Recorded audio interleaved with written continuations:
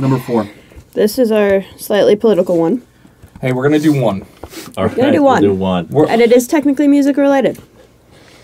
All right. Weird Al has released a new video on Thursday called "Bad Hombres, Nasty Women." Yep.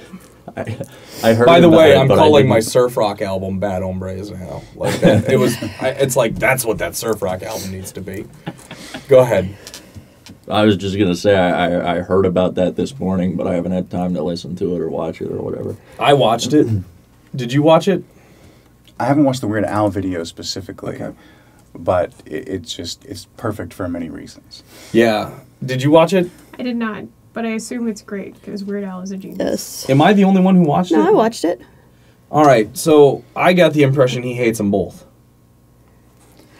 I got the impression that he's indifferent to them both. Yeah. And that, he was just mocking them like he mocks everything else. Yeah. Because, Hillary Clinton and Donald Trump auto-tuned is just, wonderful. He's never been a political guy, right? I don't think that Weird Al has ever delved into politics even in the least. Yeah, I think this is the first example of it. Because I actually saw that headline this morning and kind of thought, Weird Al doing politics. I don't think that is really something he's touched before. The subject is so strong in the culture right now that even while I'm trying to not do it, we get political. I wrote a novella, man. You did. You did. You wrote Donald Trump and the Hairpiece of Evil. Yeah, and I may shut up about politics for like years once January rolls around and there's no chance of selling any more books. My theory is if Trump gets in, you're getting deported. Well, there's that too. I may. And if you were Trump pretty gets harsh on elected, Hillary. I'm heading straight to Guantanamo. Back to Canada you go. Oh, that's right. Next week is our Ask a Canadian episode. What? Yeah, Yes. we're next week is Ask a Canadian. I've got my two friends Michael and Caitlin, and one is from British Columbia and one is from Toronto. Toronto.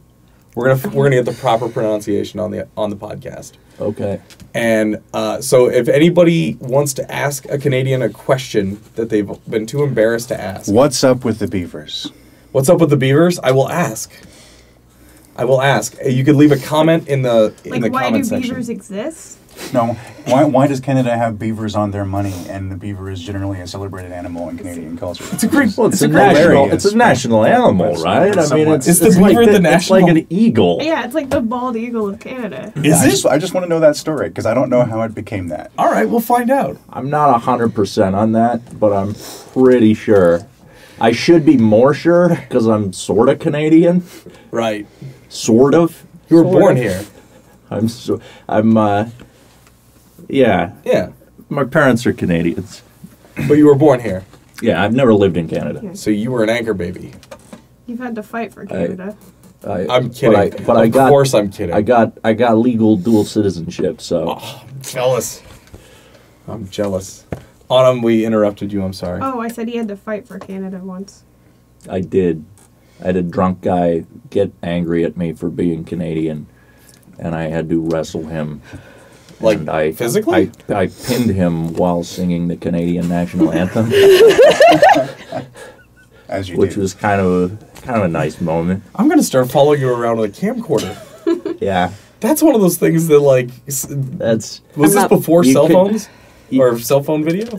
no. This was like 5 years ago. All right, which one of your friends was so irresponsible that they didn't pull out their phone and instantly start filming that? Oh. I wasn't your friend then. Fair enough. Don't call me your friend. Hey, I'm not your friend, pal. I also don't think I owned a cell phone at the time. That makes But sense. I mean, did you yeah, see the place I lived? if you followed me around with a camcorder for 2 years, you could probably make a good, like, 70-minute documentary. So if anybody wants to start a Kickstarter for me to go follow Greg around for like 2 years, let me know.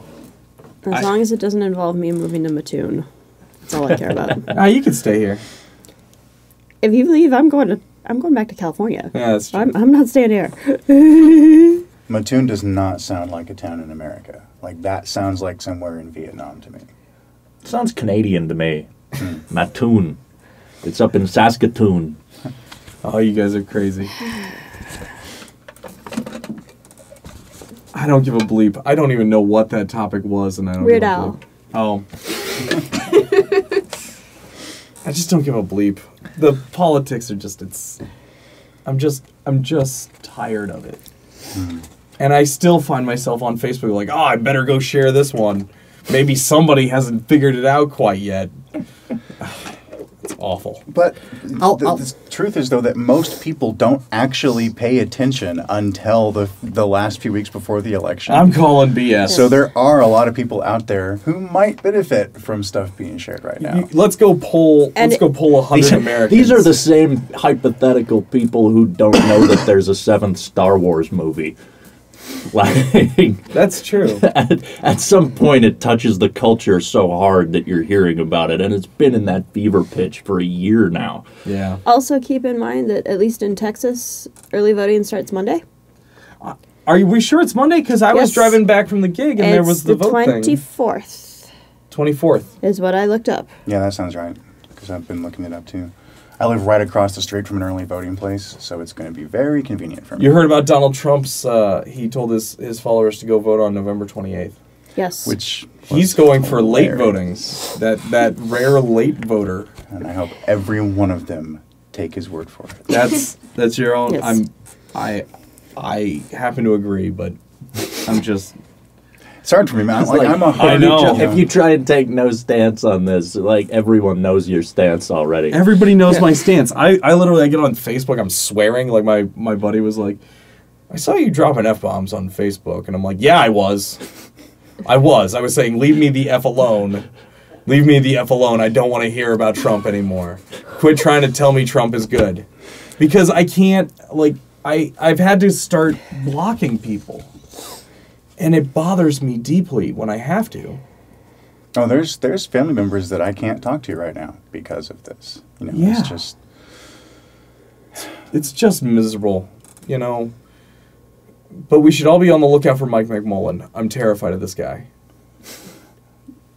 I like see. So this is hard for me because I am a hardcore political junkie. That's like, fine. I So tell absorb everybody about Mike McMullen. Ridiculous. You mean Evan McMullen? There it is. That Yeah. guy. He's scary. He's scary looking, and they're going to try to do something real scary with him. And see, I think Evan McMullen is the only Republican that has spoken in public that has made the slightest bit of reasonable sense in like 10 to 15 years. He is the only Republican I would even give the time of day right Wait, now. isn't he only on the ballot in like Utah? He's on the ballot in about half the states, but he's only really trying to win Utah because that's what he needs to make a splash. A third-party candidate has not won a state since 1968. That's a long drought to go without anyone He's coming not even close. third party. He's independent.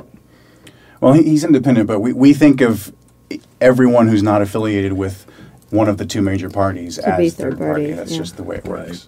It's always been, every state has gone to one of the two nominees from the major parties. There is a good Except for solution the for one this time. that everybody could get behind. Because we do this first past the post voting, and there's this alternative voting idea that I got hip to, where instead of going this guy, period, you go this guy, and if I can't have this guy, I'll take this guy, and if neither of them work, then I'll take this guy, but I definitely don't want this guy, and that what's that called? Instant runoff voting, I think. I think instant runoff voting. We should work on getting instant runoff voting in all elections. I don't actually see the benefit necessarily. It would give okay. greenies a chance. It would give third parties a chance. I mean, that's. I don't care think about they the have that in, libertarians. They give the I Green think Party they a have chance. in Alaska. I want to say. Well, the Green Party would have to figure out what it's about because to right now remember. the Green Party is nothing but a nightmarish catch-all of everyone who can't stand the other candidates, and they don't stand for anything or have any positions that are worthy of respectable thought. Jill Stein's got an interesting one. Yeah, she gives cover to anti-vaxxers and 9/11 conspiracy theorists, and that is so utterly disqualifying that no one should listen to a single word she says. Jill Stein is proof that not everyone should have the word doctor in front of their name, even if you went to medical school. Nothing good to say about Jill Stein. People who like her have not done the research. That's all I can say. You've Okay. mildly offended me, but you gave me a new piece of information. And I'm going to go fact check that one. I'm not sure she's given cover to the 9/11 theories, but that one bothers me deeply. Just because I grew up in New York. I heard the planes. Right. And it's like there's truth, and then there's fudging the truth for the sake of political gain, and then there is just making stuff up and pretending it's real. By the way, her stance on vaccinations So that would be is the not, Republican candidate. Right. her vaccination stance is actually more nuanced than I think you might be giving her credit for. Because her stance is she doesn't dispute that vaccinations are safe or effective. Her concern is simply the timeline, the recommended timeline, the schedule by the FDA, because the money that is spent to research the drugs, because that timeline, the money that is used to do the studies is paid for by the drug companies. What happens is America has the highest infant mortality rate in the developed world. So statistically speaking, not every kid's going to make it. So there's a financial benefit for them to try to get every vaccination into every kid as fast as they possibly can in order to maximize profit. And that's her concern. And to me, that's nuanced and reasonable. But I do understand because the crazy people glom onto that, and it just makes the whole party look bad. Because I agree that that's an awesome thing. But what she doesn't do is shut down the anti-vaxxers with the venom that they deserve. Well, as a doctor, she more than anyone should know better. But the fact that they compromise a significant amount of the Green Party at the moment, she feels obligated to dance around the flat-out denial to me, that's we need. Like we tolerate way too much ignorance in this country. That's why people should listen to your podcast. I should. You should do an episode on it. Oh, I will. But right now in the podcast, I'm trying to teach people how to judge good information from bad. Okay. And to keep people paying attention, I'm intentionally avoiding any specific topics that could be controversial enough to scare people away. Got it. Because until I illustrate that everyone gets wrong the very basis of how you think about the world, you're not going to listen to anything I have to say about evolution or politics or climate change. And that's why that's why these Facebook arguments go nowhere. Exactly. That makes sense. If you're working with two different sets of facts and two completely incompatible methods of judging facts, you will never agree on anything. Even if you agree on something, it will only be the illusion of agreement because you're not actually saying the same things. Right. Right. All right. Do you give a bleep? Didn't we answer this already? Did we? I'm lost. I don't even know. Our what we're topic was talking Weird about Al, anymore. so Yeah, it's Weird Al. All right. I thought we Yeah. were talking about McMullen. Yeah, McMullen just Did he that scares come from me. Weird Al? I don't know. Yeah. No, Yeah. Okay. it turned political I don't- real fast. it turned basically. political. I'm Whatever, done. whatever we're talking about, But I I haven't like- given a bleep in like 8 minutes. Yeah. I'm unique in that no matter how crazy politics gets, I'm always excited by it because that's just my thing. So. Absolutely. I should figure out how to do in the description the sections, like the minute markers in the sections, and then I can let people skip over the politics one. It's just a miserable time. All right, what's next?